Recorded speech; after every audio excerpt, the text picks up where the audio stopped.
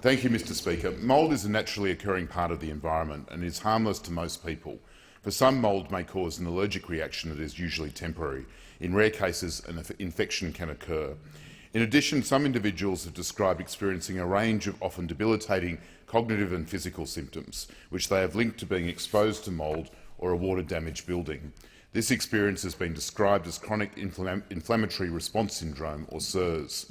Mr Speaker, this report outlines 7 recommendations which pertain to mould, CIRS-like symptoms and unexplained and complex illness more broadly. Firstly, the committee has recommended the Australian Government produce and publish information on and conduct further research into dampness and mould in the built environment. Specifically, this research should cover the health impacts, prevalence and effective methods of prevention and remediation of dampness and mould. To ensure quality and consistency of method, the committee has also recommended greater regulatory oversight of mould testing and remediation industries. In addition, to help prevent buildings becoming significantly damp or mouldy in the first instance, the committee has recommended a review of the adequacy of existing building standards and codes. A number of individuals provided personal accounts of living in a rental property with mould or water damage and also experiencing significant health issues. To enable prospective tenants to make an informed decision about their living arrangements, the committee has recommended they be provided with information about disclosure and rectification of any previous or existing mould or water damage in a property before entering into a residential leasing agreement. Mr Speaker, throughout this inquiry, the committee heard that people presenting with numerous symptoms that are seemingly unrelated have had difficulty in finding a diagnosis and treatment. Consequently, many of these people spend considerable time, money and effort consulting multiple doctors without success. To help address this issue, the committee has recommended the Department of Health conduct a review into the treatment of patients who present with complex illness that is difficult to diagnose. This review should consider issues including how to provide these patients with effective and timely treatment and what further support for medical professionals is needed so they can effectively assist these patients. The committee has also recommended research be commissioned into CIRS-like symptoms in order to assist in the diagnosis, treatment and management of CIRS, and also examine any links CIRS may have with mould and biotoxins. In addition, the committee recommended the development of clinical guidelines for general practitioners for CIRS-like conditions to help ensure a consistent and evidence-based approach to the diagnosis and treatment of patients presenting with these symptoms.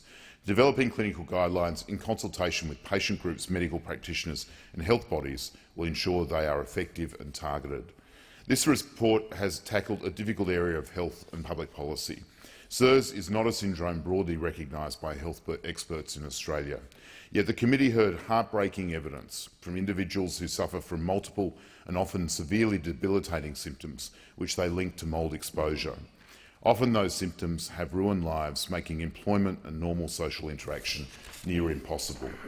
We owe it to those Australians to do more to ensure their very real health needs are better understood and treated. I want to thank my fellow committee members, particularly the member for Robertson, for their collective work in the preparation of this report. I also extend my thanks to the many experts and patients that gave of their time to provide testimony about often very personal stories which were hard to talk about in a committee environment. Finally, the committee has been well served, as usual, by the committee staff who perform their roles with great dedication and professionalism. Mr Speaker, I commend the report to the House. The member for Robertson. Mr Speaker, I seek leave to make a statement in relation to this report. Is there any objection to leave being granted? There being none, the member for Robertson has the call. Thank you, Mr Speaker, and I too rise to endorse the 7 recommendations of the report into the inquiry into biotoxin-related illness in Australia as part of the work of the Standing Committee on Health, Sport and Aged Care, and I'd really like to thank committee members, the Chair and the Secretariat for their work on this inquiry and for this report. May I also thank the Minister for Health as well for his referral of this particular issue to the committee.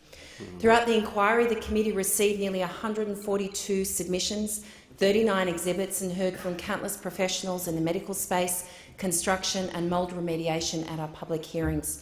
There's so much that can actually be said about this report and the recommendations, but to be honest, it's actually the stories behind each and every submission that was received that is really the reason that this report is being tabled and the reason that the committee has made such strong recommendations. Mr Speaker, after sharing my own story regarding my own experience into biotoxin-related illness last year, I was contacted by hundreds of Australians sharing their own stories, and certainly that continued even after the announcement of this inquiry. Many people along the way shared with me their doubts and their concerns that an inquiry of this type would not validate their experiences suffering with SIRS-like illness. Yet the committee heard story after story of people who were suffering, and as the Chair has just indicated, some really heartbreaking stories that we heard. And we also heard of their struggle in being believed, and we heard of their challenging road towards a diagnosis. Many people recounted their experience of bouncing from doctor to doctor with no answers and yet with a debilitating, complex condition. And this was really a common theme. And I'm really pleased to be able to say that this report, I really do believe, validates those experiences. I think it does let people know who are suffering and are really struggling with this particular condition that they are being heard, they are being listened to. And I'm so pleased that in response to the hearing of the committee and the submissions received, I'm really pleased about two recommendations in particular, and that is recommendation 5 of the report, which recommends that the Department of Health review current processes around treatment and consider guidelines relating to the treatment of complex conditions such as SIRS, and particularly recommendation 7, which goes further, recommending that the Department of Health work with patient groups, health bodies and medical professionals to develop clinical guidelines for GPs around the diagnosis, treatment and management of conditions such as SIRS-like illness. This is a strong recommendation, and I'm pleased because I really do believe that having clear guidelines for treatment will benefit so many who are struggling with this condition.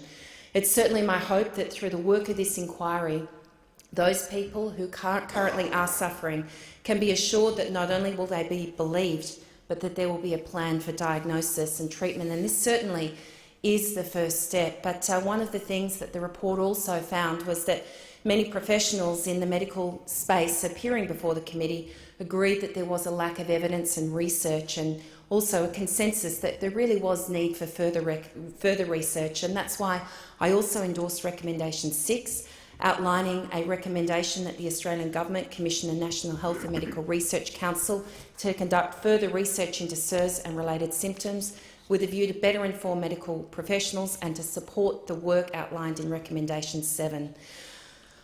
Just finally, Mr Speaker, can I also indicate that a number of submissions were made in relation to the challenge of actually remediation about water damaged buildings and a lack of consensus and clarity about a consistent approach to that.